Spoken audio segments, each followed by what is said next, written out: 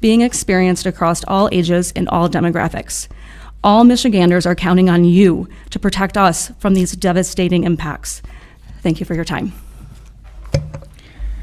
Thank you for your testimony. Next up, we have Marjorie Steele.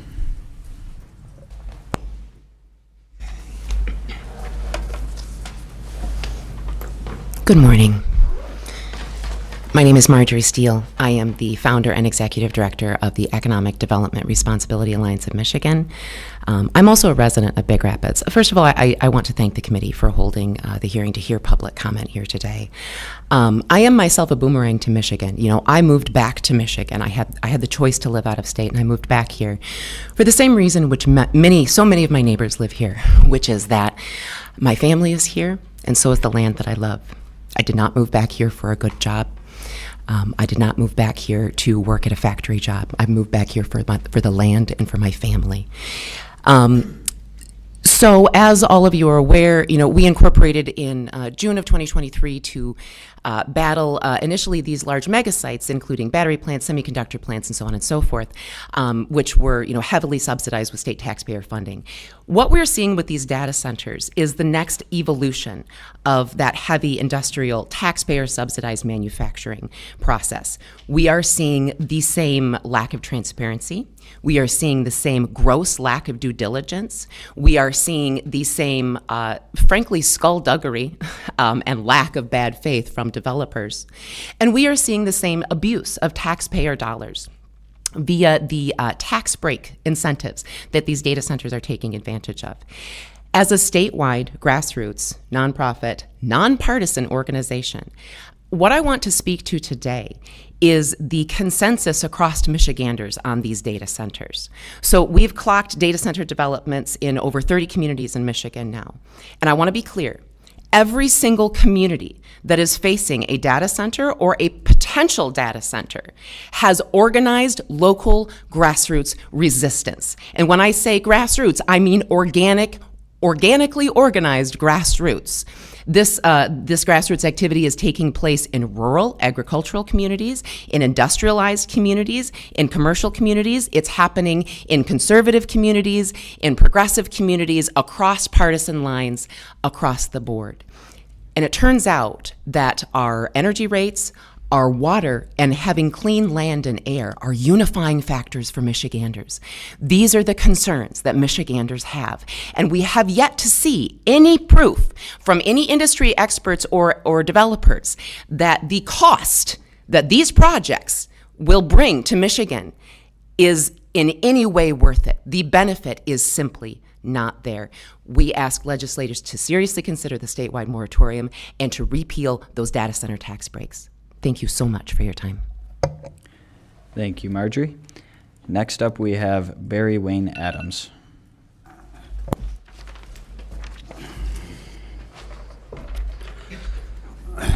Hello, representatives. Yeah, Barry Wayne Adams, 6.2 West Green Street in Marshall. They are trying to put a data center down there, and the locals down there are very much opposed to it. We are getting the same sort of non-responsive reactions from the city council and the subordinate agencies that were involved in creating the legalistic mechanisms to try to bring this data center in. But, and very briefly, 2 minutes is not enough. It's not enough. And so, you know, you're going to be hearing all these people come up, try to fire hose information at you. Too much to be digested at once. But there is consensus across the state from everybody who is not financially interested in these data centers that they don't want them. They operate, if you look as the thin biotic layer of life on this planet as an organism, data centers will operate as cancer tumors. They will toxify the system. They will negatively affect people living near there, within 2 miles. You know, children there are going to have their nervous system development negatively impacted. We can't have these things in here. And then when you look at the the end game of what these data centers are for. They are not for the benefit of the people of Michigan. They are for the benefit of Meta, Microsoft, Palantir, Oracle, and we've already found that the person, James Jarvis, who was trying to push this data center down in Marshall, has previous connection with Microsoft and Oracle, although they're trying to hide that behind the use of shell fronts to try to prevent us from knowing who the real string pullers are in these operations. Nobody across the state wants these. We don't want, to be frank, we don't want moratoria. We want data center funerals. And you're not going to be hearing anybody come up here. I will guess right now, you're not going to be hearing anybody come up here and say, we want data centers. We don't want them. Get rid of them. Thank you. Very good. Thank you, Barry. And you did that in under 2 minutes. All right. And next up, we have Rose Johnson.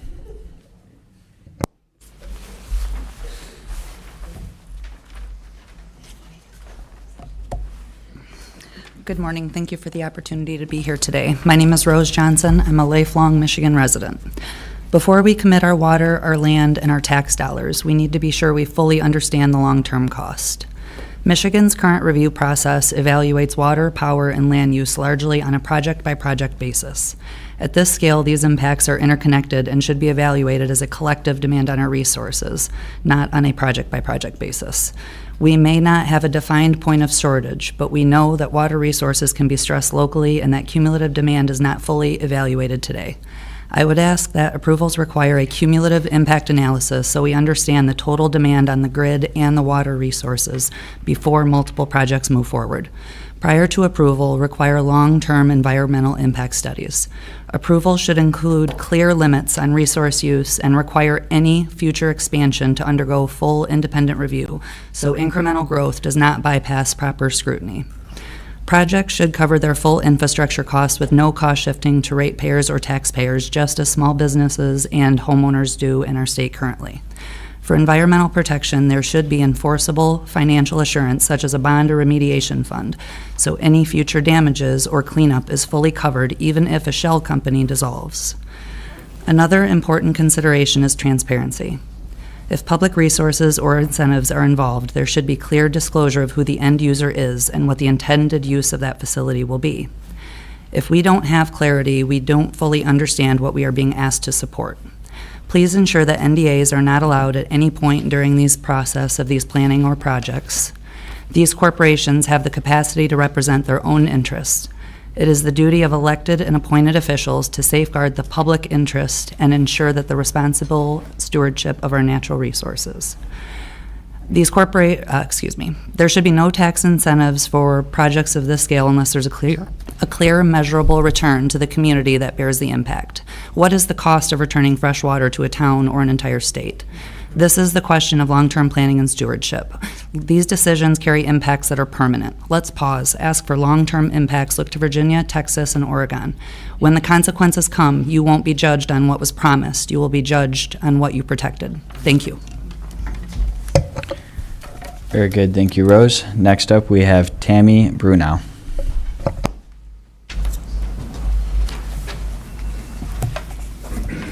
Hello.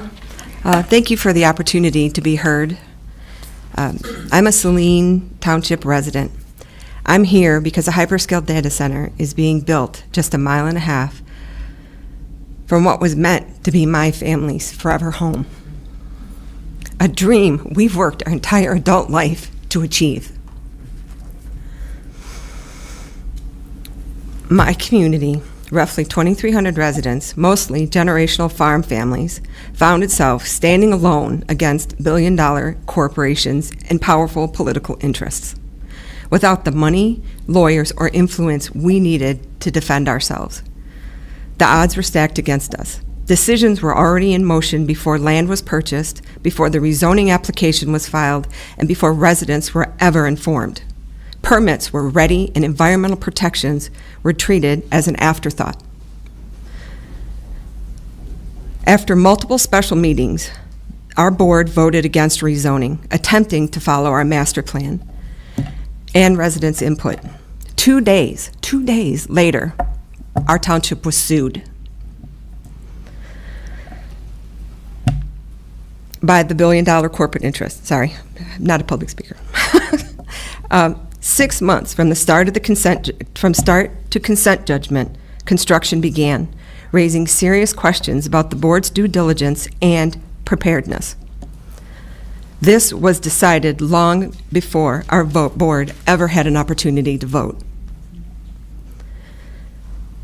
Michigan does not need to stop innovation, but we urgently need statewide action. I'm asking you to support the statewide moratorium on hyperscale data centers while the state conducts independent studies on the impact to our energy grid, water resources, farmland, and local infrastructure. Alongside that moratorium, we need clear siting standards, transparency before approvals, and real protections for local zoning ordinances.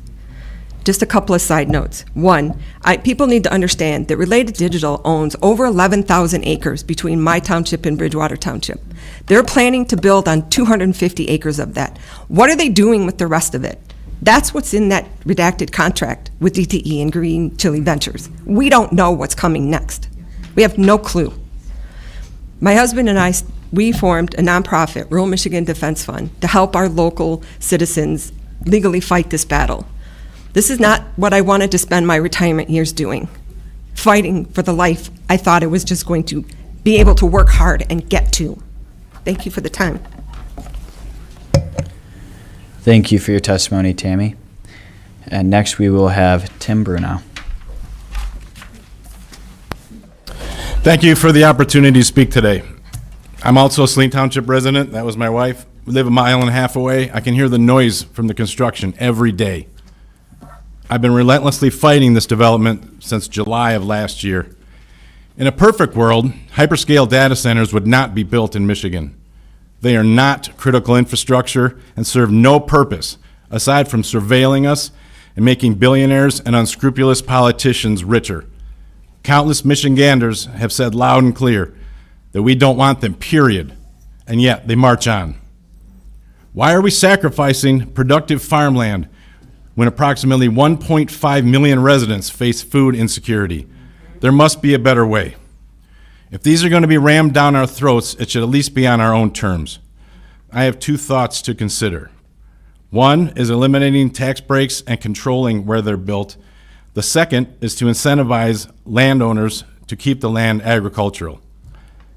With over 24,000 known contaminated brownfield sites, 267 closed automotive plants, hundreds of abandoned malls, and thousands of vacant homes, Michigan has no shortage of land that could be repurposed for development.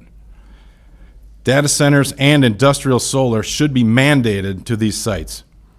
They should be treated like high-risk financing options, taxed over 100% due to their energy usage and environmental damage. If we're going to give tax breaks to someone, it should be farmers who have long struggled to make ends meet. As a further incentive, if the property is sold or leased for industrial purposes, they would be subject to a higher than normal tax rate. Oh, and while we're at it, let's take down the monopoly DTE has over our power grid so that it serves the people of Michigan, not the stockholders and executives. Thank you.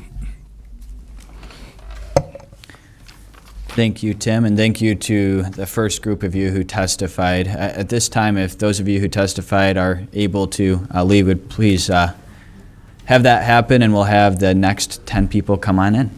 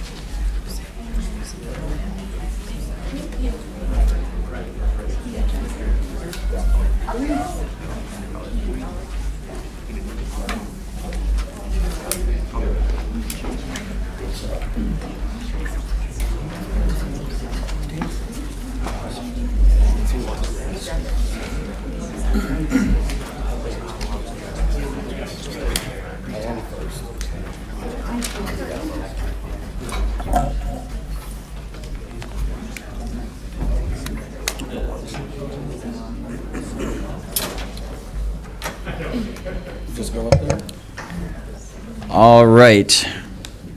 Next up, we have Jason Dye.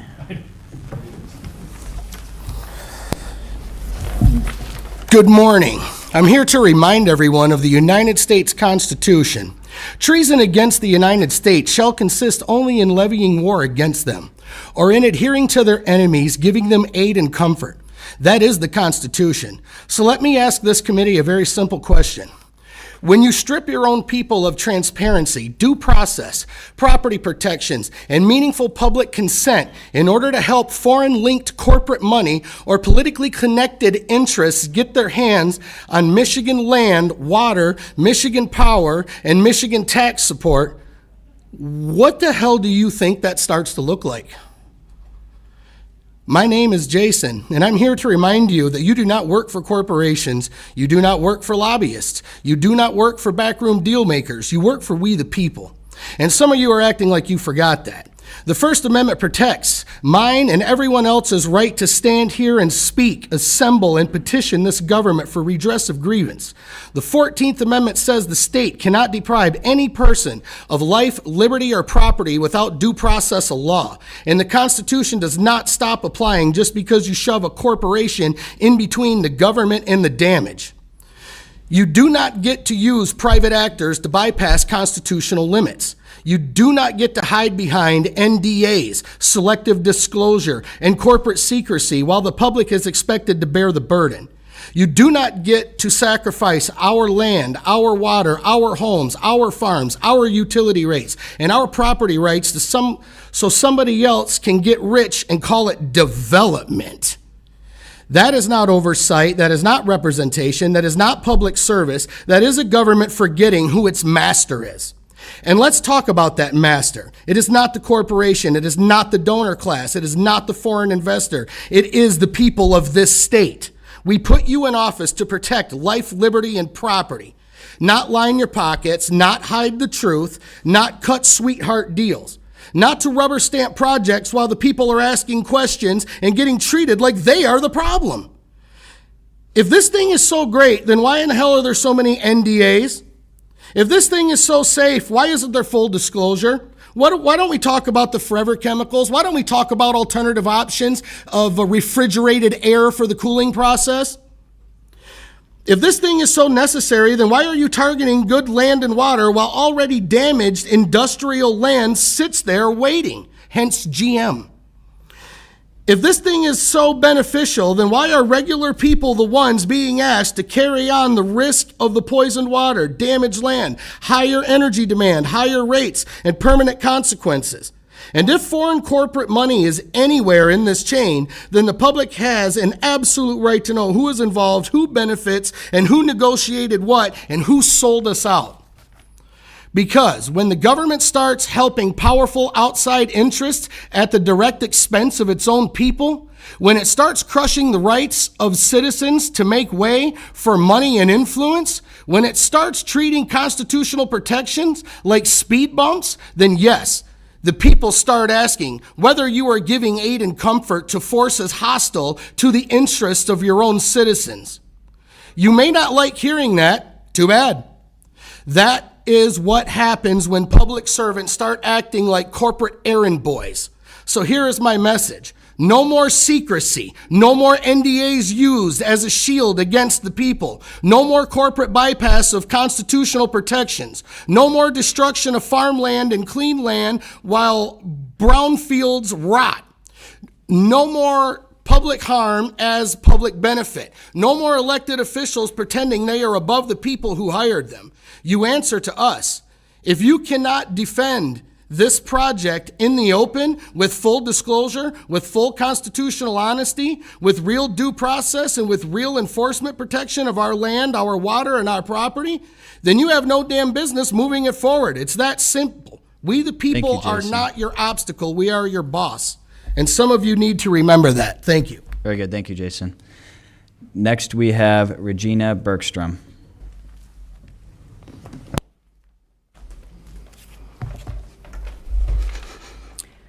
Good morning. My name is Regina Bergstrom. I live in Vandalia, Penn Township, about 3 miles from the proposed site of a data center in Cass County.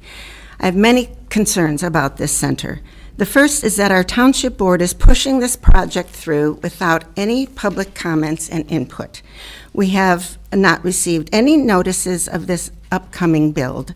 At a township meeting, we were told the issue wouldn't even be on the agenda at a board meeting. The board is supposed to be advocating for the people, but we've been given no recourse to fight this project. The second is that water is a finite resource, and it has been proven that the companies building these centers lie about how much water they will use. In reality, they use between 1 and 5 million gallons of water a day. The water that has been used contains chemicals that will pollute our water supply. We must conserve our water. It's the new gold. Michigan is known for its beautiful lakes, and it would be catastrophic if our lakes and aquifers were drained to benefit these large investment companies. And the citizens get nothing in return except loud humming noises, lights, and decreased water, and possible raises in energy and water taxes. Please, I'm asking for a moratorium to stop this project so the citizens have time to get together and put up a fight. It is our right to have our voices heard. Thank you. Thank you, Regina. Next up, we have Lauren Hodges.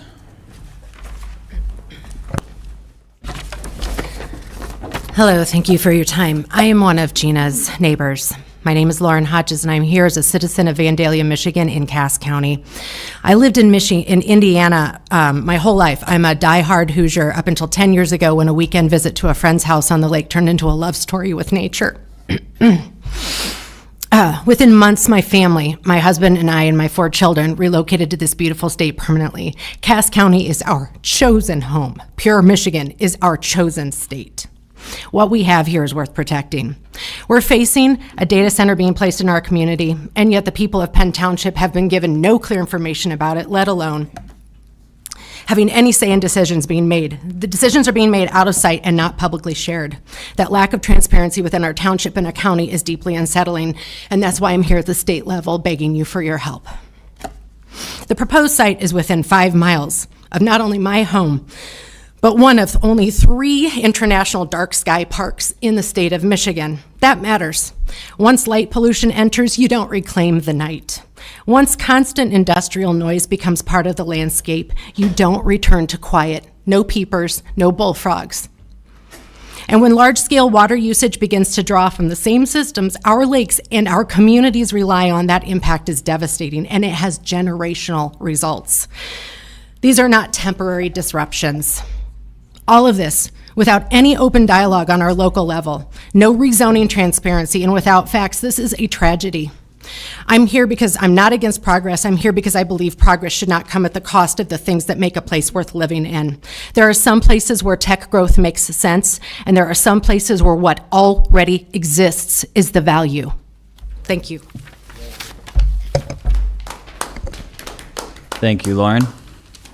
And next up, we will have Cindy Forte.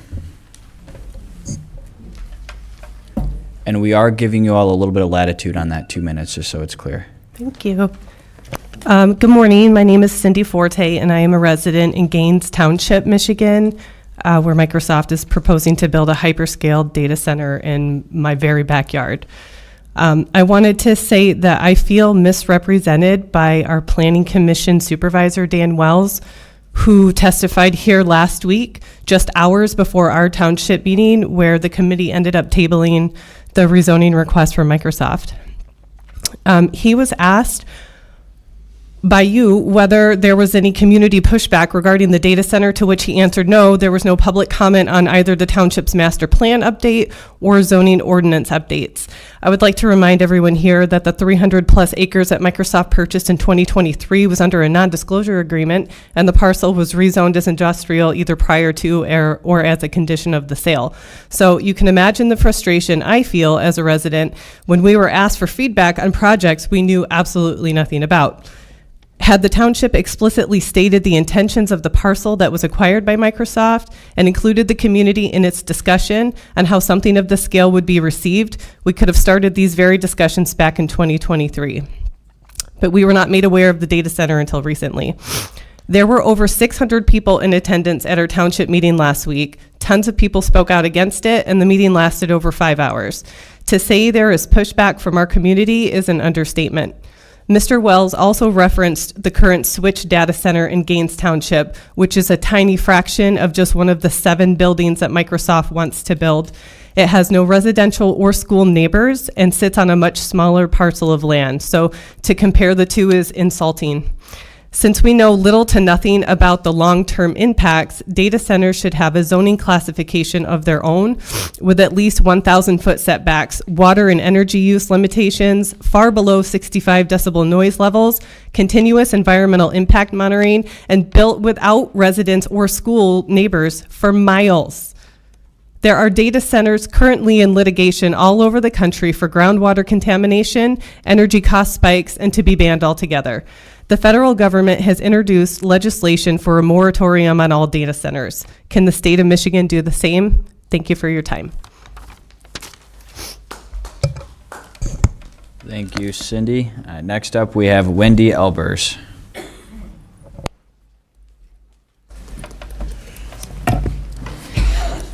Good morning.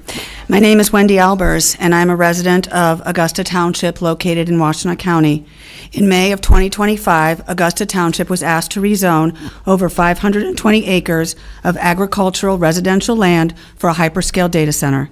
Nearly every resident in attendance of the first and only public hearing with Thor Equities, the developer behind the project, had objections. Augusta residents never learned which big tech company was partnering with Thor Equities. The Planning Commission voted down the rezoning request, but Thor Equities stated they would pursue this project to the Augusta Board of Trustees. After all, they had a timeline that needed to be met. The board unanimously voted for the rezoning despite township objections.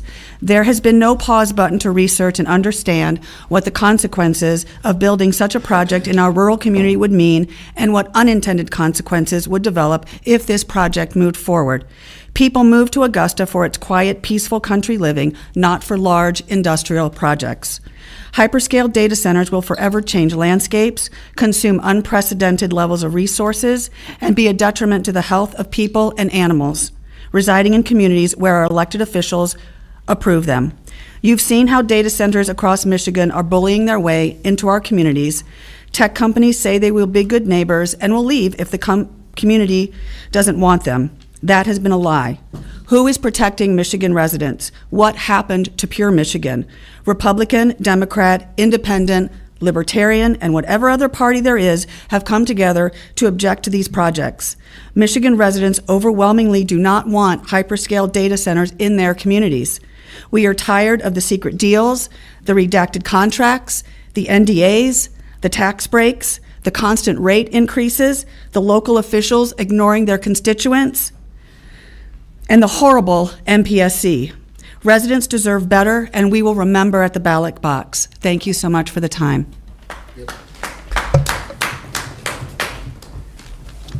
Thank you, Cindy. Oh, sorry, that was Wendy. That was Wendy. Next up, we have Josh Bogus. Bogus? Yep. One of those. Yeah. Right. I'm Joshua Bogus from Genesee County. Before I say another word, the Constitution defines treason as adhering to their enemies, giving them aid and comfort when officials help outside interests trample the rights, land, water, and property of their own people. Don't act shocked when citizens start asking hard questions about loyalty. The Netherlands said no to data centers. Singapore said no. Ireland said no. Maine just became the first U.S. state to pass a moratorium. 11 more states, including Michigan, have bills on the table. 140 local governments have blocked over $60 billion in projects in the last year. The rest of the world is figuring out they've been had. The only question is whether Genesee County gets played last. One question before another acre of farmland gets paved. Why are we destroying clean land for a toxic industry when we have hundreds of acres of poison land right here with cleanup money already attached, sitting untouched? The Racer Trust Coldwater landfill has PFAS in the groundwater.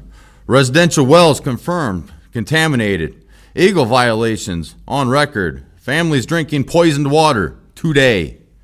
While Racer cleanup money sits idle and we talk about rezoning farmland for a new toxic facility. Representative Carr, Oversight of Corporate Subsidies, is your committee asks out loud why we're handing premium tax breaks to destroy farmland when poisoned people in this county need that money far more. One more thing, citizens have been arrested without warrants for speaking at public meetings in Genesee County. When that happens, people stop speaking and $1 billion deals gets cut in rooms nobody's watching. Sheriff Swanson, I understand you're running for governor. You just got all your signatures. Simple question. Will you commit tonight that no citizen in Genesee County will be arrested for attending a public meeting, filming in public, or speaking during public comment? Furthermore, will you commit to stopping the prosecution of those that have already been arrested wrongfully? That's the First Amendment. If you're asking Michigan to take you governor, we'd like to hear your answer right here, where we can hear it all. Industrial facilities on industrial land raise their money for what it's meant for. Leave the farms alone. This is our country, our water, our farmland, and we are not for sale. Thank you. Thank you, Josh. Next, we have Greg Krupa.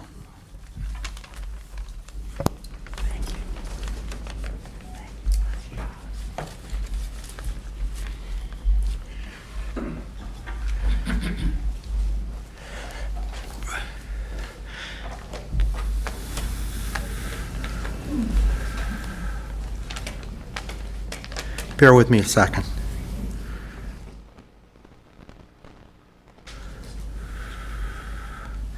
I just lost my...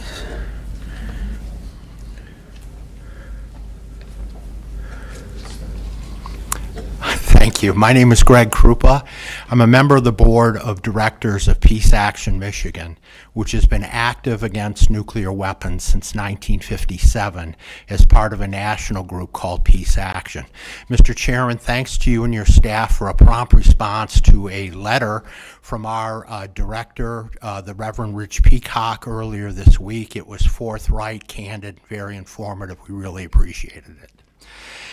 What is clear at this hour is the state is forcing its taxpayers to spend $100 million to help proliferate nuclear weapons with a data center in Ypsilanti Township, where the trustees say they want nothing of the sort and are now engaged in a no-holds-barred governing and legal strategy to stop it. Meanwhile, a recipient of the $100 million state welfare check, the University of Michigan, has publicly prevaricated about the intended use of the nuclear weapons data center, and according to one township official, lied at the start about its intentions in acquiring some land in the township. 5 days after the $100 million from the public given state officials for nuclear weapons proliferation, when the doomsday clock of the Bulletin of Atomic Scientists is at 1 minute and 25 seconds before midnight, the closest we have ever been to indicating imminent destruction. That was before the President of the United States threatened to destroy a civilization, and the President of Russia learned that Ukraine is poised to best him in the drones race that may well decide that war. At a moment like this, the peace-loving residents of the state of Michigan should not be forced to pay $100 million to its vaunted state university and a nuclear weapons laboratory, its partner, which is undertaking a massive overhaul of the nation's vast nuclear weapons arsenal and designing a new, terrifyingly more powerful warhead. Those are among the current enterprises of the Los Alamos National Laboratory.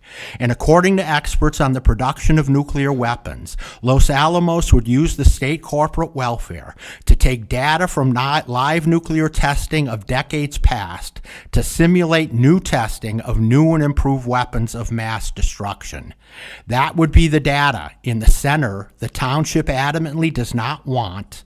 A world is increasingly less likely to survive, but which this state and that august university is jamming down our throats. We should all seek approval of the legislation now in committee to revoke the $100 million for that project. Stop the madness.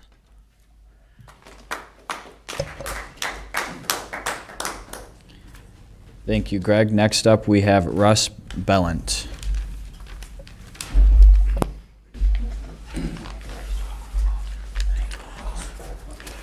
Thank you, Mr. Chair. Members of the committee. I have a different approach and emphasis on why data centers should not be regulated, they should be banned. The data centers are being designed to enhance the capacity for collecting data on American citizens. Now, some people will think, well, that sounds conspiratorial. Excuse me, did you see what happened in January and February and March of 2025 when one of the big tech executives that we're going to talk about, Elon Musk, took all our IRS data, took our Social Security data, took our medical data, our education data, took all the executive branch data that they could, possibly military records? Where did it go? Anybody know? Raise your hand. It went to Palantir. His business partner, Jeff, excuse me, I'm sorry, I can't believe I'm blanking, went to Palantir, and it was incorporated in their system, but if they are willing to pay $250 million in donations to take that data and put it in the largest private spy agency in the world, which, by the way, was initiated from investment funds of the CIA and has huge classified CIA contracts. We don't know the dollar amount, but the Pentagon budgets are billions of dollars to them. Same with England, same with Italy, same with France, same with Germany, same with Australia and other countries. They're mastering the military intelligence complexes of the Northern Hemisphere. You can't, what does that mean? You can't master all the credit card data. They wish to collect the license plate readers, the cryptocurrencies, and all the chains where they want to keep profiles for commercial interests, which are planning to tie into this. I won't detail that now. And the reason they are doing this is, the evidence they're doing this is because they've also launched, do you know how many satellites Elon Musk has launched in the last 5 years? He's got 10,000 satellites orbiting the Earth right now, and he applied from the FCC, Federal Communications Commission, to have permits to put 1 million satellites in orbit. They're monitoring everything going on in the Amazon, in Europe, everywhere. This is about control, because if you read Michael Brock, a high-tech business executive who wrote a piece a year ago on big tech, the Palantir leadership and the SpaceX leadership, Musk et al., none of them believe in constitutional government. They don't believe in the concept of citizenship. What they believe is that there needs to be a whole restructuring of society to a hard edge, they say, and take over. And they need, as they abolish the systems that we've created, They need their own systems to control what they plan to build. This has been put together by high-tech people who've studied them. I'll share it all with anybody on this committee that wants to know more, and anybody in the public. It's the surveillance and the suppression that we need to be objecting to their existence on. Thank you, Russ. Next, we have Lynn Slight.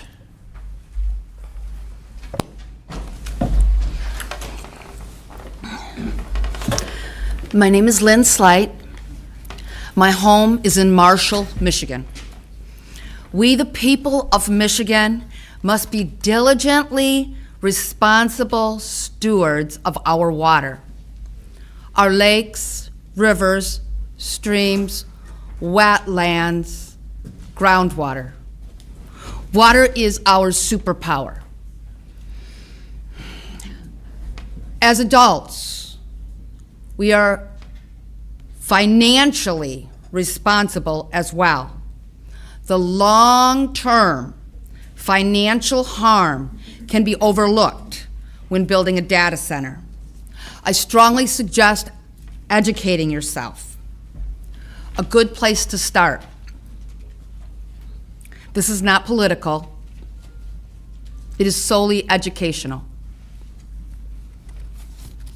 YouTube. Search Prescott Belch. Prescott is a technology expert.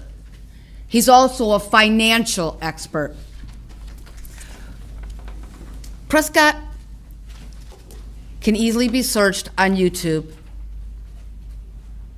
And it's a very good source of information on financial harm of data centers. Thank you. Thank you, Lynn. I will look into that, but please, no signs. We're not allowed to have signs in here, but I guess you snuck and got away with it. All right, next up we have Holly Harnden.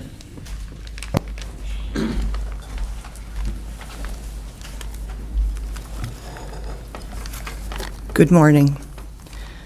I want to thank you, Steve, and this committee for shining a spotlight on the many concerns of the citizens across Michigan. Right now, the hot topic are the new hyperscale data centers that seem to be popping up all over our state at an alarming rate. By now, you've heard the numerous reasons these new data centers can and have produced negative impacts on the surrounding areas in which they are located. I live in Marshall, and the one they propose there will be next to our Brooks Nature Center and wetlands area. I can't imagine who in their right mind thought that was a great idea. We have a great group in Marshall that came to Lansing and spent hours going floor to floor to different buildings to lobby our senators and representatives, to address our concerns and asked our legislators to pass these bills. In the House, Data Center Tax Break Repeal, Data Center Regulation Act, statewide moratorium, Data Center Non-Disclosure Agreement ban. In the Senate, limit massive water consumption, require data centers to report water and energy use, prevent data centers from passing infrastructure costs to residential ratepayers. A couple of weeks ago, there were statewide rallies held all over Michigan. I was lucky enough to go to Howell, Lansing, and Grand Rapids and met other awesome, everyday people coming together to try to protect our communities from the massive hidden costs of these industrial data centers, which will drain our local water supplies, jack up our energy bills, create constant sleep-disturbing noise pollution, and prioritize tech profits over our quality of life. Please help to pass the bipartisan bills that halt data center approvals. Thank you. Thank you, Holly. And with that, if the 10 of you who just testified would be willing to leave at this time so that the next people can come and appreciate it. Remember, there are overflow rooms as you came from, so you can go back to the overflow room and watch committee from there. Yes, Steve, every time I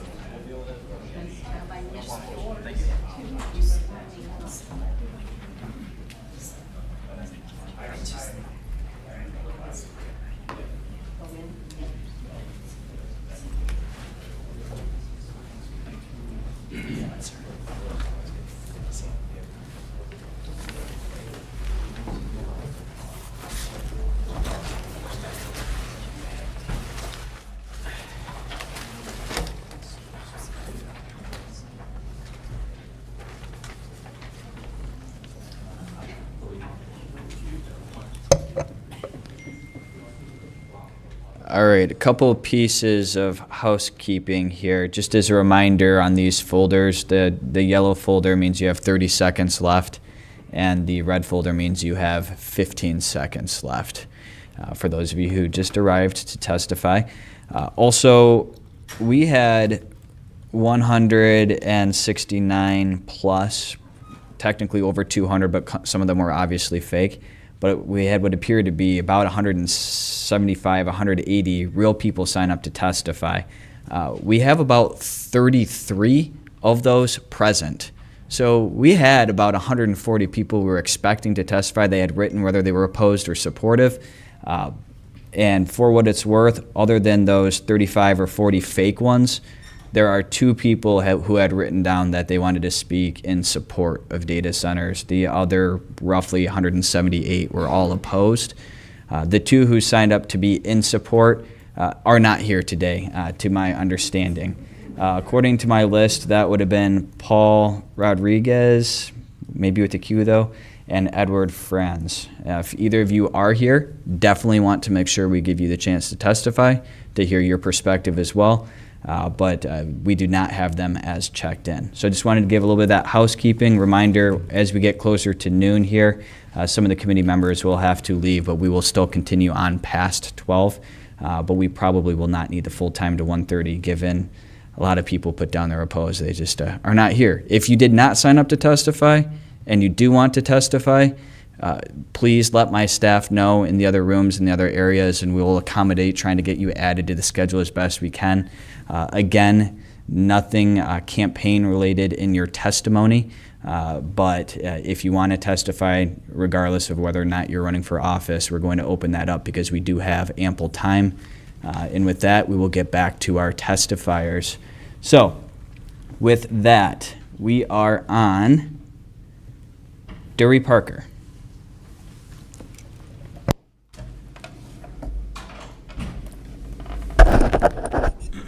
Good morning, committee members. This is my first time speaking in an avenue like this. And I'm a retired healthcare worker, and I was going to take you on my 4 C's of my data center journey. Number 1 being corruption. Our LDFA entered into a contract on October 30th of 2025 with a company that didn't exist on paper until January of 26. Number 2, contamination. We started our investigating data centers and we're very concerned with the air, noise, light, heat, and water pollution, along with the environmental impact with the proposed site being adjacent to a wetlands, lake, and schools. And the schools that we're talking about are within a 2-mile radius, and the entire city of Marshall being within the 5-mile radius. Number 3, concern. We've encouraged the citizens of Marshall to get involved by writing our city council members and showing up at meetings to voice our concerns. Number 4, collaboration. This has been one of the good things to come out of this fight. Meeting wonderful people, and in general, people helping people. Thank you for this opportunity to speak, especially being Earth Day. Thank you, Dury. Next up, we have Steve Namath.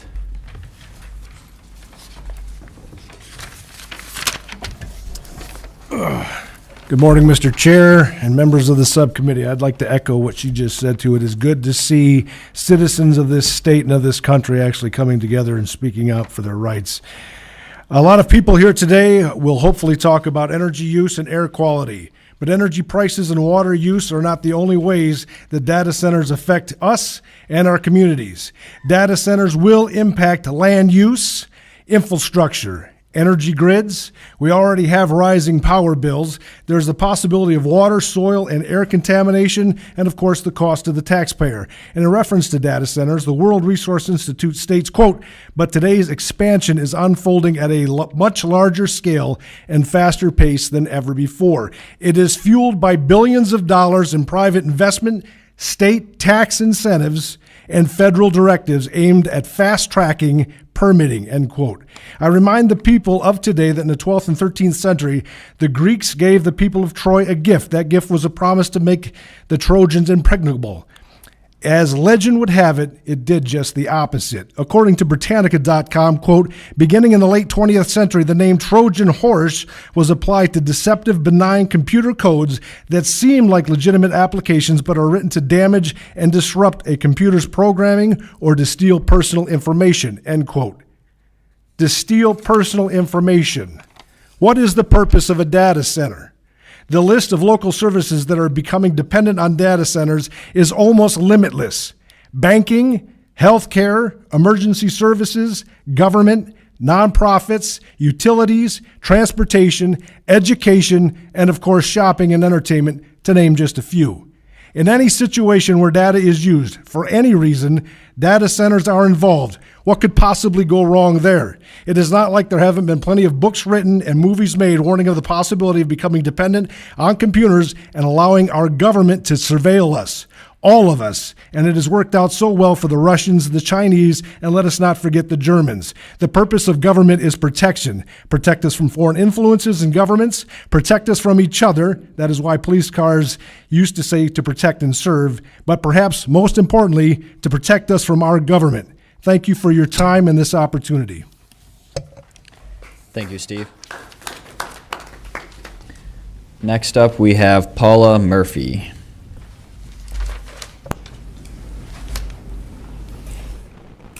Some patience for me, because I really hate talking like this.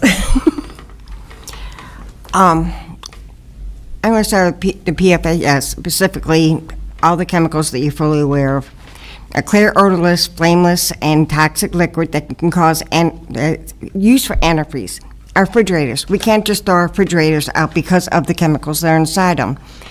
You want to bring that chemicals and put them right into our farmland, into our neighborhoods, and our lands. Water treatment chemicals, the corrosion inhibitors such as nitrates and malabrates.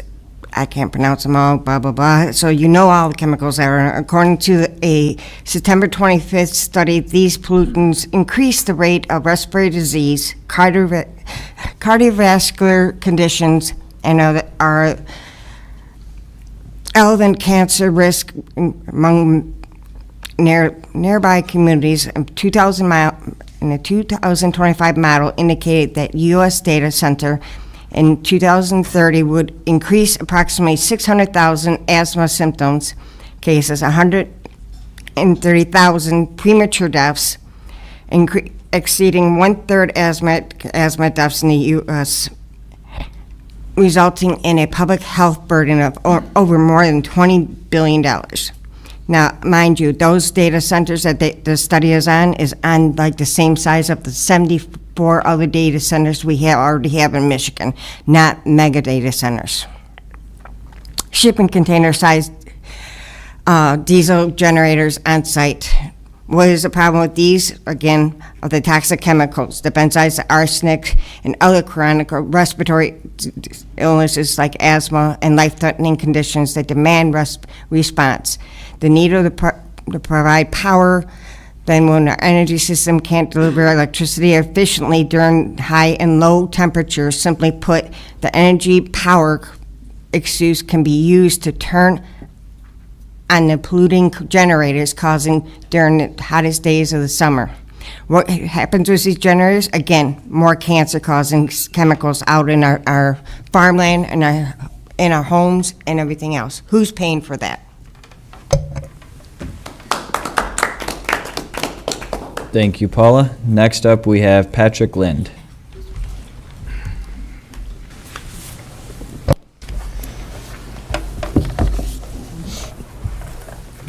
Good morning, Mr. Chair and committee members. By the conclusion of today's public testimony, you will have heard objections to hyperscale data centers due to energy and water consumption, as well as air, light, and water pollution. I would like to add my opposition based on another concern, the destruction of communities. Across the state, a pattern has emerged which shows multi-billion-dollar corporations, developers, and 2 utility providers working with local authorities to bring data center facilities to many rural or smaller city areas, all while concealing these plans from residents. In the Mason area where I live, the mayor and city manager have labored for many months in relative secrecy to attempt to bring such a facility to the area. These preparations were ongoing with no awareness of the public at large until an unveiling very late last year. No forewarning was offered to local townships, including the one whose land is planned to be used and likely annexed from. Our community, which shares a school district and post office, among other things, has been upended and the target of an attempt to divide us between city and township residents. Like many, many other local Michigan locales, we are united in our opposition to the loss of the rural characteristics and small town appeal we now enjoy. We are seeking to remove from office local and state officials who support these hyperscale projects. I implore our state legislators to end data center incentives, reinstate local control of this and energy projects, preserve the resources and beauty found in rural Michigan, and allow our communities to heal from this tension. Thank you for your time and your careful consideration of this matter. Thank you, Patrick. Next, we have Jackie Landon.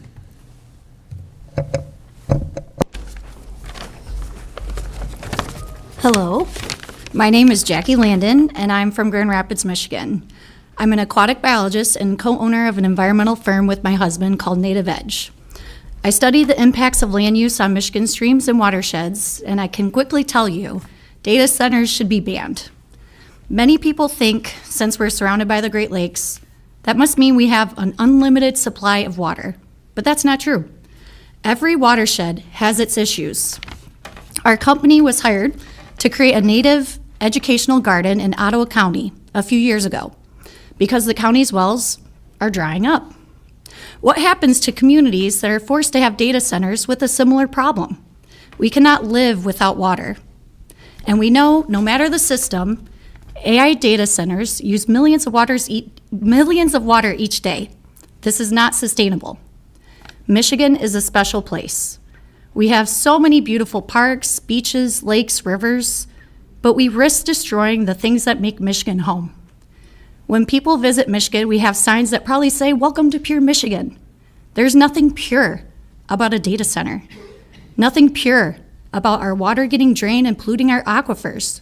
Nothing pure about replacing workers with robots.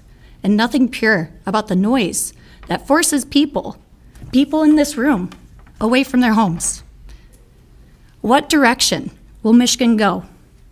Will we protect our natural resources and the communities, or go with a group of billionaire tech bros that admit that AI has a chance of killing humanity, has already caused mass layoffs, and has no benefit to the community? This is not the future I want for my kids or yours. Thank you for your time.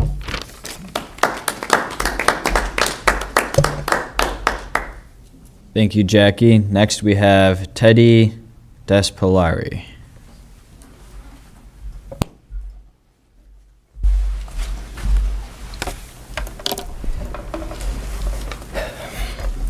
Good morning, and may it please this honorable committee. My name is Teddy Despolari, and I'm in my final year of law school at Wayne State University. I am here on behalf of our Environmental Law Society.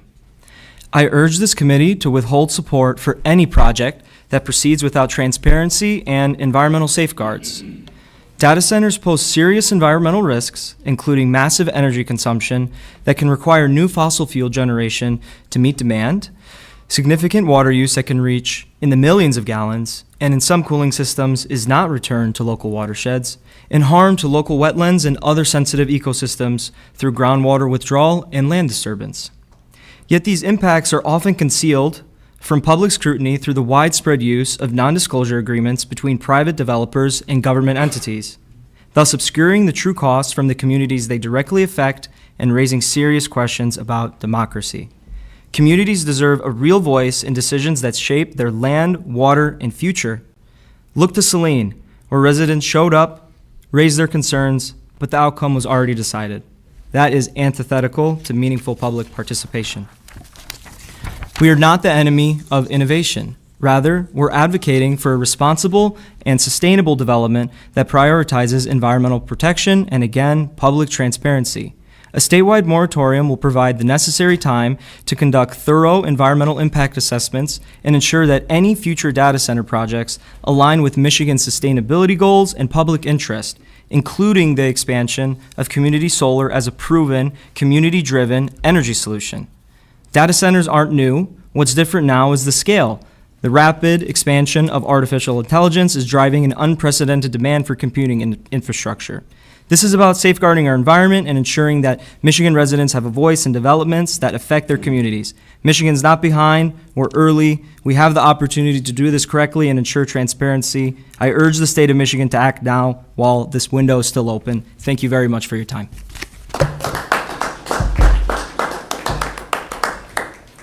Thank you, Teddy. Next, we have Brian Munger.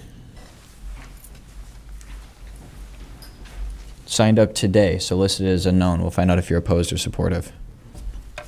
Definitely opposed. I'm kind of an impromptu speaker. I have to be careful what comes out of my mouth. First of all, though, I'd like to thank those people that were going to speak in favor of the data center for not showing up today. But I sure wish they had showed up, because I would love to hear what their explanation of what is so great about data centers, other than destroying our water, our land, our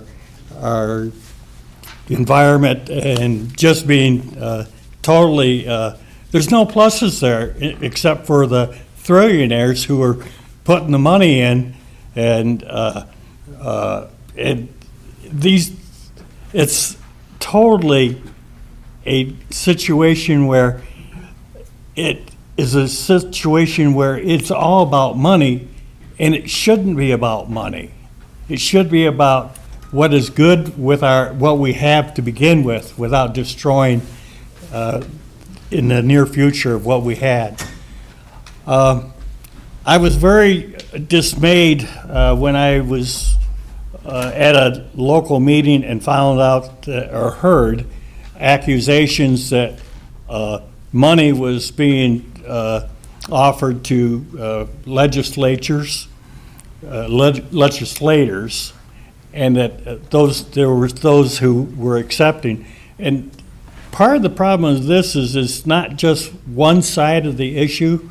It's not one party, it's all parties, and it runs all the way from local legislators all the way up to the governor's office and more.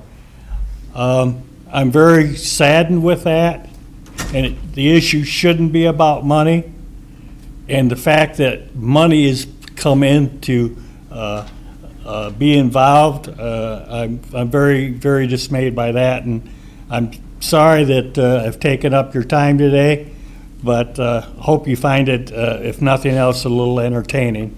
Thank you. Well, appreciate your time and everyone who took the time to come up here, Brian. You're not wasting our time. You're part of educating us on what the public court of perception is on these. So next up, we have Jeff Newton.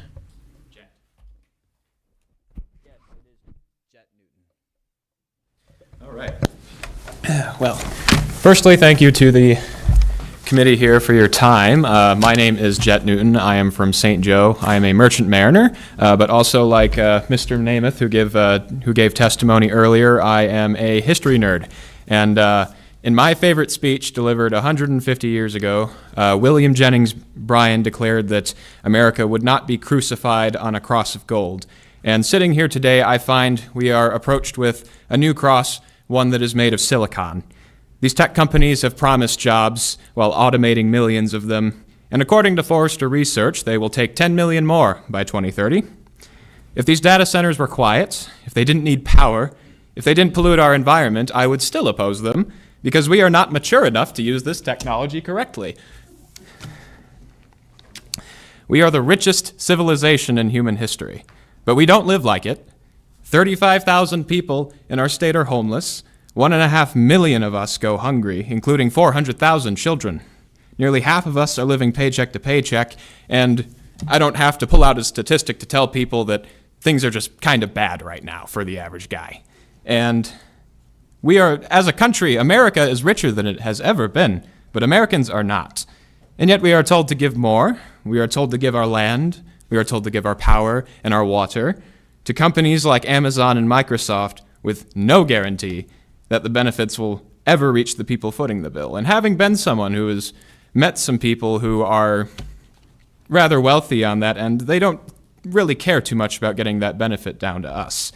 And our government, state and federal alike, has failed to stop this consolidation of power before, but we have a chance now to draw the line. This moratorium is not fear, it is not NIMBYism, it is discipline.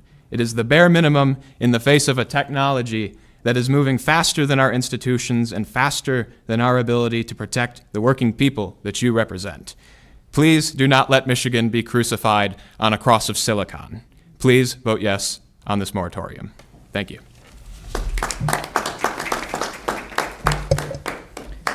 Thank you, Jet. Next, we have Paul Meyer.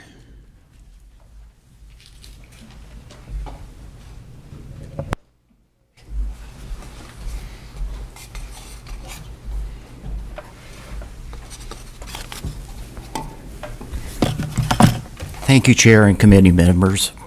My name is Paul Meyer. I am from Grand Rapids, Michigan. It is clear Michigan has no regulations for data centers, and many of our elected officials are purposely neglecting this issue. Based on a Gaines Township meeting, they want to put zoning for a data center in the same class as a Coca-Cola truck company and also a Old Dominion trucking location.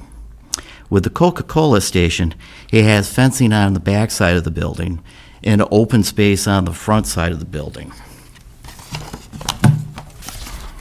This data center will be using berms to hide security bars, hide any activity on site, and buffer noise from this enclosed building. These trucking locations have no berms, they have no noise complaints, and they have open areas the public can easily see through. We need data center specific zoning codes for these places. The power consumption. The state wants to close down a 800 megawatt coal power plant. This is being replaced by a 200 megawatt solar farm. One data center is projected to use 1.4 gigawatts. This lack of electricity could create a problem for us. One solution could be to use these smart meters.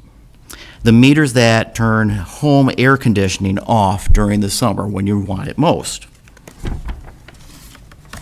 The power company, maybe a data center, could use those smart meters to turn the home power off when they need it. It'd be up to, the power company or the data center to decide when. Who will get the first choice of electricity, homes or data centers? The other possibility for powering up data centers would be on-site generation. 24 hours a day, 7 days a week. This could be a small nuclear station, windmills, anything that the data center wants to use. Let's have a moratorium with the on-site power generation for data centers. Data centers in the cyber age. You will comply. You will not turn it down. Open and elected government now operates with non-disclosure contracts for hiding. No choice will handle your information. You will have no choice for who will handle your information. You do not like data centers? Tough luck. You have, once again, no choice on that information if they will handle it or that you will not allow them to handle that information. With the Coca-Cola issue, no one is going to punish you if you don't buy Coca-Cola. Coca-Cola in my home will not record or take over my camera system. Covertly, neither. That's all I have to say. Thank you for your time. Perfect. Thank you, Paul. All right, with that, we'll go at ease while we bring more people in. If those of you who just testified will go to the overflow room, we'd appreciate it. And thank you, committee members who will be leaving because they have 12 o'clock commitments.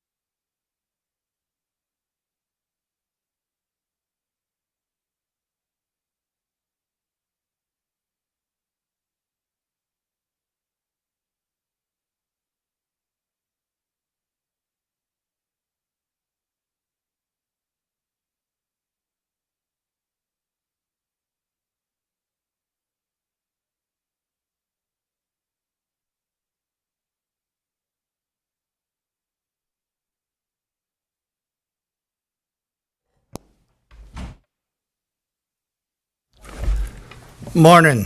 Thanks for taking the time to listen to me. My name's Emerson Hyde. I've spent most of my life working the power plants and a farmer. I'm from Mason.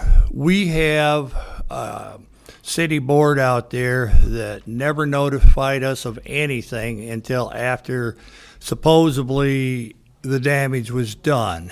There's no transparency, has been no transparency out there whatsoever. The state, I understand, has given big tax incentives to these trillion-dollar companies to come in and put data centers in. Why the state has done something like this, I don't understand. The state never researched the damage that these data centers can do. The impact to the water, the air, the electricity, our infrastructure will not carry the power that these data centers need. These power plants don't have the power to produce that these data centers need. You know, once you destroy this land, what have you got left? Michigan is a beautiful place. I'm born and raised just outside of town here. I don't want to see it destroyed. We need a moratorium, if not a total stop put to these data centers. You have data centers that are already in existence. Stop any new ones from being built, started, or in progress. Stop. Take the time to take the existing data centers that are already in it. Go ahead, you can keep going a little bit longer. That are in existence and study the impact that they are having on the local communities. You know, water, air, and human health. I guess I'm just asking for the board to consider a moratorium. Thank you for your time. Thank you, Emerson. And quick reminder, because I didn't say it to the group when they came in, but we will have these folders. We'll have the yellow one for a 30-second reminder and the red one for a 15-second reminder. But you did a great job, Emerson. Thank you. And next up, we have Paula Kaltreiter.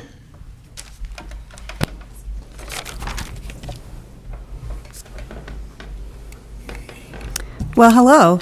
I'm here to testify to this, about the statewide effort in the dark against the constituents across the state with different organizations. On January 28th, State Representative Jamie Green hosted a data center briefing for legislators with the Director of State Policy from the Data Center Coalition. On their website, it coaches people at the state level of how to push a data center through in the state in the dark, was my conclusion, with this well-oiled plan. Next, we have the Right Place in Grand Rapids hosting our Michigan Council members, Gaines, Lowell, and Salon areas. U.S. Signal, which talks about data centers and solar farms working together across the state of Michigan, and state reps, all organized by Randy Thalen, the CEO of the Right Place, working behind the scenes. And if you want proof, there are multiple FOIAs that can be found as posted all over line. Even in Mason, Michigan, where I grew up, we have FOIAs of City Manager Deb Stewart, who used to work for MEDC, working with the people in the dark in Data Center Alley in New Albany, Ohio, along with Mayor Whipple and our city and someone from the Planning Commissioner, Elizabeth Hude, for a flagship development project well before the citizens of Mason knew, behind the backs of the residents who are now fighting back. Next, let's talk utilities, DTE and Consumers Energy. According to an article in the Detroit News, Governor Whitmer was given $550,000, and Representative Matt Hall, Speaker of the House, was given $750,000. These utility companies are lining the pockets of our politicians with money that we all pay, I'm guessing, for favorable votes. And now, DTE and Consumers Energy are working in tandem with Microsoft, as we saw in Gaines, pushing a data center with a project with 7 of them in Gaines Township. We need to stop these companies, these politicians, utility companies working against the people in the dark. We have real estate agents with Lakeshore Advantage and Advantage Real Estate, all working together. In Dorr, a farmer sold his property for $1.3 million just to have that real estate flip it to Microsoft for $33 million. Our politicians have not been transparent. They've all signed NDAs. Our elected officials locally and at the state level have forgotten who they work for. Because of this tyrannical power grab all across the state with our elected officials, Microsoft, DTE, and Consumers Energy all working against the people with the money that we pay, and their plans of just working in the dark against everybody here, I would hope that you would put through a 1-year moratorium to slow down, do the research, and start working for the people and not big tech, because this is pure Michigan. Thank you. Thank you, Paula. Next, we have Anthony Hudson.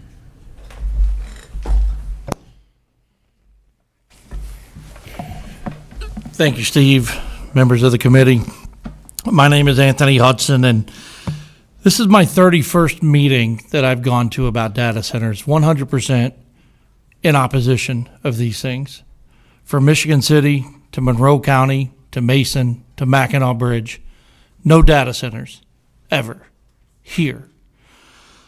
We are losing trust in our politicians. And a politician is defined as someone who is actively involved in politics, a person that works within a government system to represent the people.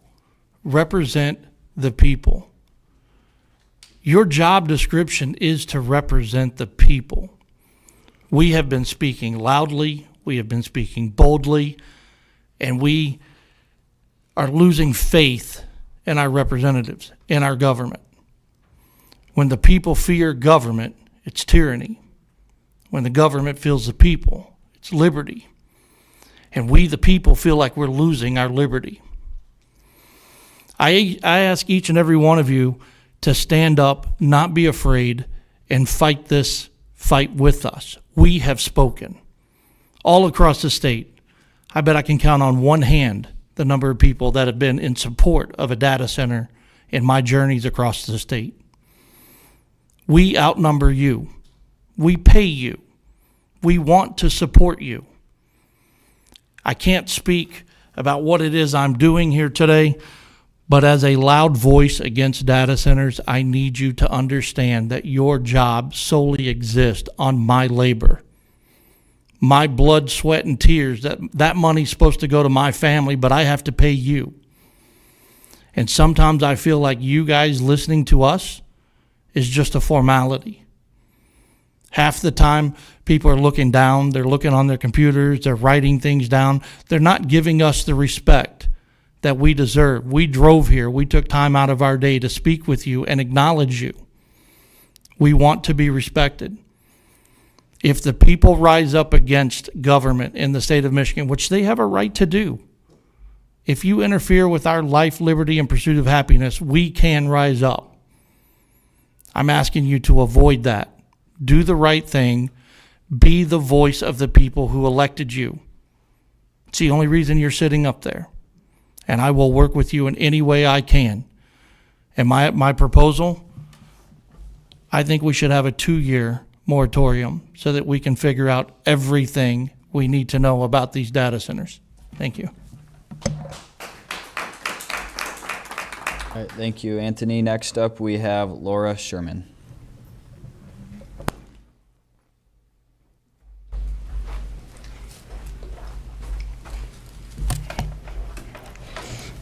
Hi, my name is Laura Sherman. I'm from Vandalia, Michigan, and Cass County. I'm here to speak about the risks associated with large-scale data centers and why our state should place a permanent moratorium. We don't want them.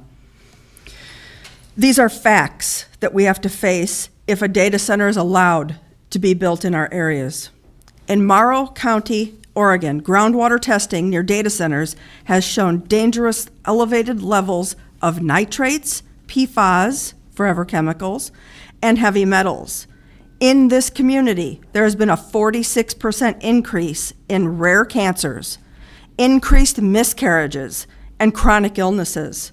These contaminants are associated with serious health risks and have exceeded federal safety guidelines. Water usage is another critical issue. Large data centers use about 1 to 5 million gallons of water a day for cooling. New Carlisle, Indiana residents have already reported declining well levels and reduced water pressure. They cannot flush their toilets and then go wash their hands because there's no water left. The homeowners are actually having to pay $20,000 or more to dig deeper wells on their own dime because of their Amazon data center being there. We already had a Flint water crisis and a Benton Harbor water crisis. I think that's more than enough for Michigan. We don't want it. Wastewater strain must also be considered. So-called closed-loop systems do require discharge. According to the Ingham County Drain Commissioner, that discharge will contain concentrated contaminants, PFAS, nitrates, heavy metals, which municipal treatment plants are not equipped to remove, nor can the wastewater plant handle the volume of waste that a data center produces. Upgrading or expanding these falls on taxpayers. Air quality is another measurable concern. South Haven, Mississippi, the NAACP is suing Elon Musk for its illegal methane gas turbines, emitting over 1,700 tons of nitrogen oxide annually. Can you guys imagine a permanent ozone action day here in Michigan? Because that's what it will be if you have a data center.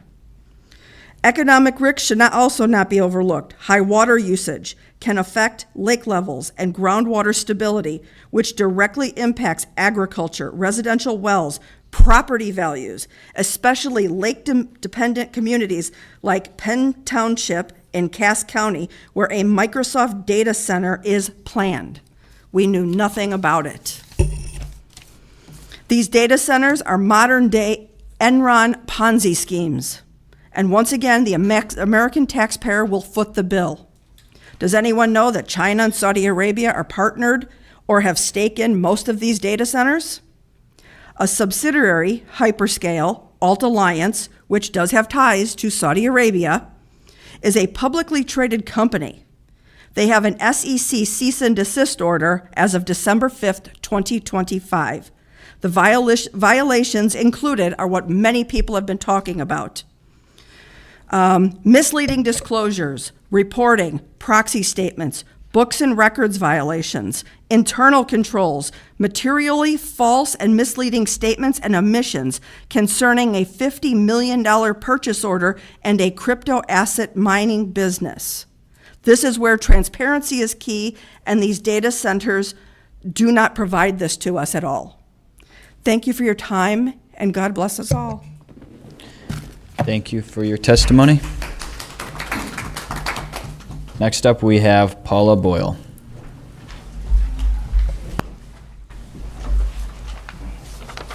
Good morning. According to the White House press release on May 13th, 2025, Saudi Arabia commits $600 billion in economic investment in the United States. Much of that $600 billion has been committed to build data center infrastructure here on American soil. We see the results of that with Saudi Arabia's DataVolt company having spent $20 billion on Oracle and Google. This is going towards data centers underway in Oakland County's Lyon Township with Google. Saudi Arabia's soft power is also animating big spends with Microsoft and Kent County's Gaines Township, Allegheny County's Door Township, and now Cass County's Penn Township. Here in Michigan as well, we have the United Arab Emirates, MXX, partnering with Japan's SoftBank to build the Stargate hyperscale in Saline Township. That will be a claimed $7 billion facility that just required $15 billion in debt financing from a private equity with other foreign ties. Gulf sovereign wealth funds, strategic tech partners, have created co-development systems to build AI infrastructure. In 2023, kicked off a $3.2 trillion investment, a wave from Saudi Arabia, Qatar, and UAE seeking financial returns in a stable regulatory climate. Translation, flexing their soft power on American soil. As massive as this might seem, Qatar has invested $1 billion in Saudi Arabia, $80 billion into transformative tech. Quantum for quantum computing and next-gen chips to run it. So that's $27 billion that we can identify spent on today's hyperscales data center, but $81 billion towards tomorrow's technology. quantum computing, which will require 1/100th of the AI infrastructure to operate. Now you tell me these projects on the table now aren't a big waste of investors and taxpayers' money. Footnote, Reuters, April 20th, 2026, Gulf sovereign nations recently invested $5 billion in Amazon to buy part of Anthropic, adding to the hundreds of billions already invested in the U.S.-based big tech. Thank you. Thank you, Paula. Good to see you again. And next we have Deanna Martin.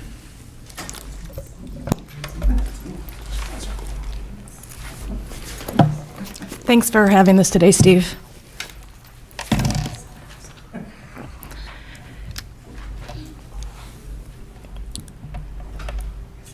As a candidate for the 68th district seat, I am completely against data centers. Remember nothing about you running for office. Sorry.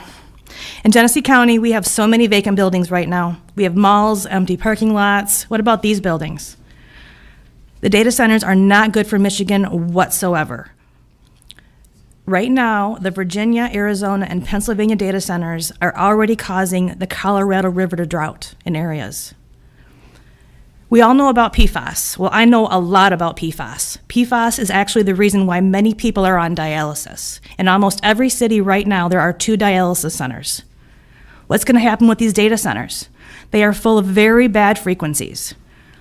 There are good frequencies and bad frequencies. Dr. Royal Rife, back in the 20s and 40s, created the Rife machine, which was good frequencies. He was able to heal cancer.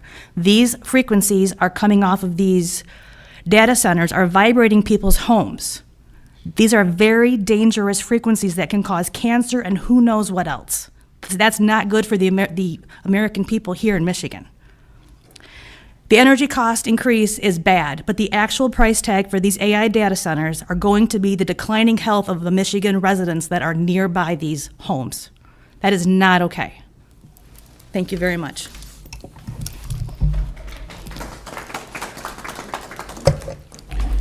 Thank you. I think that is everybody looking to testify, if I understand correctly.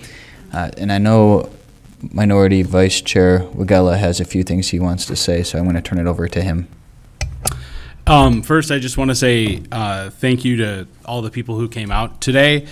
You know, we've spent 5 weeks on this topic, and it feels like we could spend more because I think this is one of the most important things that are facing all of humanity.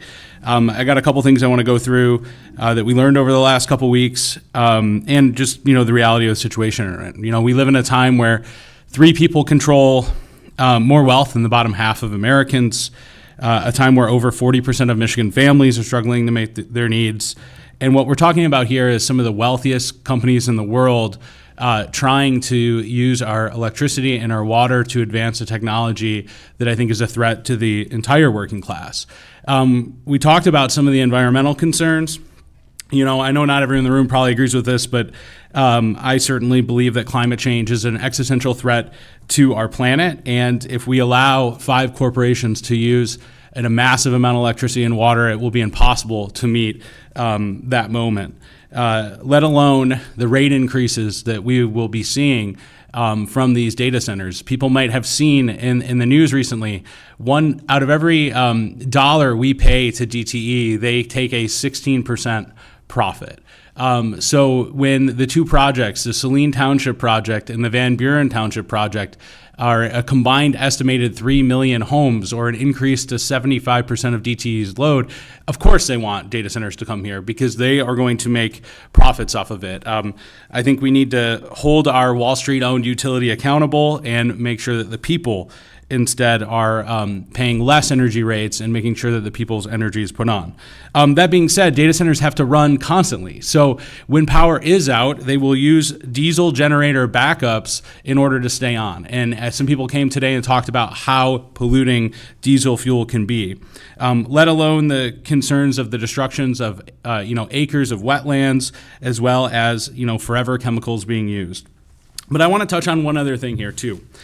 which is, the end goal. We talk about all the things that are wrong with data centers, but I think we have to recognize what these corporations and CEOs are trying to do, which is to advance AI technology, which has the ability to consolidate wealth and power to a way that we've never seen. Their goal, and the reason they want to scale up so large, is that they want to create something that's called AI general intelligence. So let me put that in simpler terms. They want to make an AI that is as smart or smarter than humans. That's really concerning to me, because if you can do that, imagine all of the jobs that will be replaced. You don't have to pay an AI healthcare. You don't have to listen to their complaints about working conditions, etc. And, some people might think, hey, my job's safe. I do a manual labor job. But I will just point people, we saw, I think like 2 days ago, China hosted a humanoid robot seminar, and a robot actually broke the record for a half marathon and beat humans' records. So humanoid robots are advancing fast. If you could put an AI in a humanoid robot, think about all the jobs that could be taken. Right now, studies are already showing that AI could replace up to 12 to 16% of workers with the technology that they have currently. And I think another question we just need to answer and push when we talk about this is, how do humans control something that is smarter than we are? If we can be successful in creating an AI that is smarter and faster than humans, how can we ensure safety? And I think the creators are already starting to see this and talk about this. You might have already seen that AI has the ability to lie and manipulate to humans. It has the ability to detect that it is being tested, and it acts differently when it is being tested. And just recently, an AI company in China, the AI started mining cryptocurrency without being told to do so, which I think is just interesting. As well as Anthropic, one of the US AI technologies, just recently refused to release one of its new models because of its ability to identify weaknesses in software and be able to hack at a rate that we have not seen before. Point I'm making here is, I believe that lawmakers should be doing everything we can to slow down, to regulate this tech, and to protect humanity and to protect our water and our planet. I've worked across the aisle to introduce several bills related to AI since we've began this journey. I worked with Rep. DeSena and Rep. Aaron Burns to introduce legislation that would repeal the use and sales tax exemptions on these data centers, as well as I've worked with Reps. Fox and Reps. Warts to introduce a one-year moratorium. I would be open to that being longer as well. And then lastly, I think all of this is tied to us needing to reform the system of campaign finance that we have that allows people to get elected that don't have people's interest at heart. And I've introduced legislation with Rep. DeSena and some other colleagues to ban corporations from donating in our elections. So I just wanted to say thank you to the chair for making the space and the time to talk about these issues, and thank you to the people for coming out. And I want to just recognize that it is the power comes from people, and it might take the people putting pressure on us in this institution to do something. So continue what you're doing, and hopefully we will see some action. Thank you, Minority Vice Chair Wagella. And last but not least, before me, because I will be last, we have Representative Jim DeSena. Thank you, Chairman Cara. Thank you, Rep. Wagella, for your comments, too. I want to say thank you for holding these hearings today, and I won't reiterate all the points. There were a lot of good points made here today, and I'm sure a lot of facts and a lot of things that give people good pause and good opportunity for research. 36 years ago, my wife and I said goodbye to the city and moved out to the country and started a farm, thinking farmers live a lot longer, and we breathe fresh air, we drink clean water, we love our farm, and I feel so badly and so sorry for the people in Saline and around where I live, and now in Van Buren Township, who are now going to be within a mile of a data center. And what I would tell you is, I worked for an industrial company for the better part of my work life. The industrial company went bankrupt. It became a Superfund site. All the taxpayers paid to clean up the site. These sites could not be instituted, these data center sites could not be instituted if they were required to pay a surety bond for their cleanup at the end of life. They would go away. They would not exist. They could not afford it. They're coming for the cheapest possible option. We're not requiring them to do anything to clean up their site when our children and grandchildren have to deal with it. They won't be able to clean up the site. They'll go bankrupt, and you'll have another vacant industrial site. All you have to do is look at the proof of all the vacant industrial sites we have. I went and spoke at Ypsilanti Township, where the University of Michigan is proposing a hyperscale data center, and they were given the option to go to a brownfield site and have refused. I would like to reiterate the point about low-frequency sound. If you live within a mile of one of these data centers, you will be experiencing 85 to 95 decibels, and it is low-frequency sound. And just do the research. I won't go into all the details today. It affects your body. So if you live within a mile of a data center, your home is no longer going to be sellable for the price that you had, your value you had before. Are the data centers compensating the people for the loss in market value? They are not. And to me, those two issues right there should give us pause as to whether we have a 5-year moratorium, a 10-year moratorium, or we don't allow these in residential areas within a mile of a residence, because we're not compensating the people. I will say in conclusion, we, the people, do not want these data centers. Thank you very much.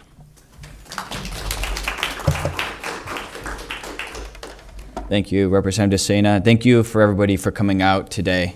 Hearing your testimony is very important, and I was actually working over the weekend to write about an 8-minute speech that I planned to give, and I had spent hours looking into and finding exact data of what I wanted to make sure I said, and I thought, well, then I'd just be basing my testimony off of the 4 weeks of experts testifying and not also hearing from you people before you hear what I have to say. So it made my Sunday easier. I don't like to work on Sundays anyway, so I got to rest on Sunday other than the dirt pile my wife got me to work on her garden.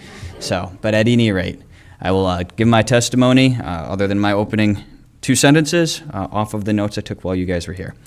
My name is Steve Cara, and I am the chairman of the Oversight Subcommittee on Corporate Subsidies and State Investments in the Michigan House of Representatives. In recent months, the committee has heard a broad range of testimony on data centers, ranging from their environmental impact to power consumption, artificial intelligence, potential AI bubble, and more. And with that, I want to start off with talking about the sales and use tax exemptions. Sales and use tax exemptions are given to specific politically connected and special interest groups in the state of Michigan and in other states as well. I don't believe in picking winners and losers, but if we are going to pick winners and losers, what are we picking winners and losers for? Is it for building chairs or having valuable, tangible assets in our lives, or is it for other potentially nefarious purposes? So to give sales and use tax exemptions to data centers when they have the capability of doing what they have the capability of doing with the rise of artificial intelligence is, I think, something that is incredibly unwise and detrimental not only to the people of Michigan, but people globally who are going to be subjected to what artificial intelligence can and most likely will become. There are concerns people have about environmental impacts. One thing I want to say with that is, like we heard earlier, there's the low frequency wavelengths, which have documented health effects from hypertension to health issues. It's not just that the decibel, the noise is a certain level, but it's those wavelengths and 24/7 that are having negative impacts on the peoples in the surrounding area. For context, if we were just to use solar panels to create the necessary power for Stargate, in Saline Township, we would need roughly 30,000 acres of solar panels. For context, in terms of the demand and the anticipation of how much solar panel production we're going to have in Michigan, we could have a 1 mile wide of solar panels stretching from Indiana all the way up to Mackinac Island of solar panels.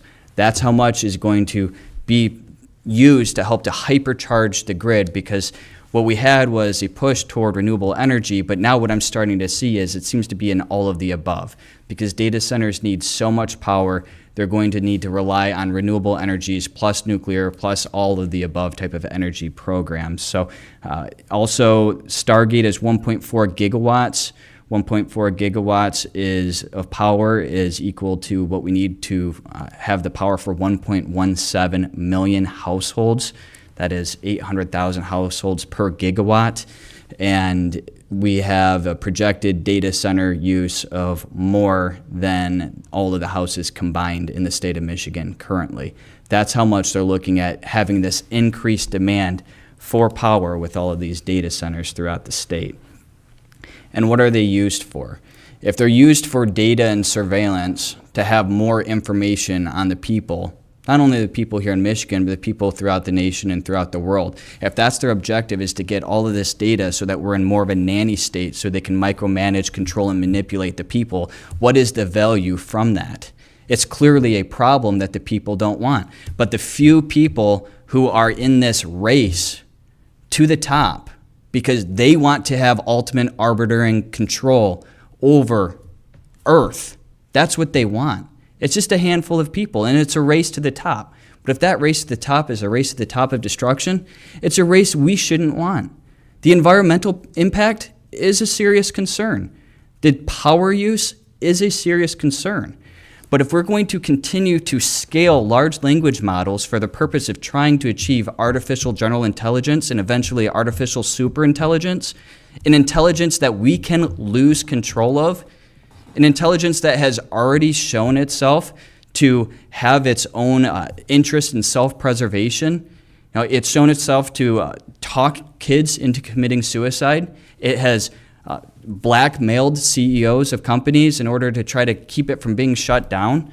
These are the types of things that artificial intelligence is already doing, and it hasn't even reached artificial general intelligence. It's not yet to the point where it's as talented as all of us combined, yet it has those capabilities. And one of its new self-preservation tactics is it will play dumb.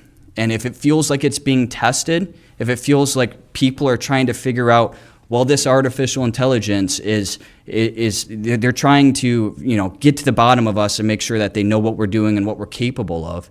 The artificial intelligence is playing dumb so that it acts like it's not as smart as it is. That is a serious problem with how it is self-preserving itself. At what point, if we do have a kill switch, do we lose control of that kill switch? And what if we have a bunch of robots that are going around? And this sounds like conspiratorial type of stuff, or this might sound like something that's surreal. But if we have a bunch of robots walking around on Earth that have the capability of turning their allegiance to an artificial intelligence superpower that knows its job is to protect the ASI from humans, that's the type of thing that we need to be ready for. The environmental concerns, sure, they're serious, but we need to have serious big boy conversations in these rooms because you have these perverse incentives where these most powerful people, they want ultimate control over the world, and that is what they are racing for. And it is not the well-being of us that is at hand. And that's what they need these data centers for, is to continue to use those GPUs, those graphic processing units, to continue to scale large language models. For example, our human brain uses roughly 12 to 20 watts of power. And that level of power compared to, imagine those neurons inside of your brain and they're talking with one another. They're doing it to the point of not quite as many connections as we have in our brain, because our brains have about 100 trillion. They're doing it to the connection of about 1 trillion, but they have recurring experiences. We all live our own lives, and we may have 100 trillion different interactions going on in our brain, but we forget things. Those machines don't forget things, and they can have so many experiences so quickly that they can overcome humanity. And this is the serious reality that if you listen to people like Tristan Harris and Jeffrey Hinton, who are arguably the most powerful and talented brains we have in this space in the world, and hear what they have to say, you'll be terrified far beyond what you were, because it's not just about the environment. It's not just about the power use. What are these data centers being used for? It is a powerful tool, but it is a dangerous weapon. Maybe it'll do some good, and maybe it will show us the good that it's doing while hiding the bad that it's capable of. And if we don't play our cards correctly here as a humanity, and if we let government and big corporations continue on a process that they're on, we may lose everything. And if that's what the end times are supposed to be as a Christian, Are we supposed to just sit back and watch it happen? That's my perspective as a Christian. Or should we stand up and fight for truth and reason to try to preserve it, or do we just sit back and watch it happen? I think if it's going to happen anyway, we might as well do what we can to try to stop this from happening and not just sit back and just take it. So I can't overemphasize how important this is and how much I appreciate that the people are rising up and clearly, overwhelmingly opposed to what these can become. And I do know that the best argument for the data centers, and where the concern is, we need to make sure we're competitive with China. That's the most compelling argument I've heard, is China, if they get ASI and they can overtake us in terms of military capability and or economically, that could be a problem for our nation. That is the best argument in support of this. But just like with the nuclear war issue that we had, there was the mutual knowledge of self-destruction if we were to get into a nuclear war with other countries.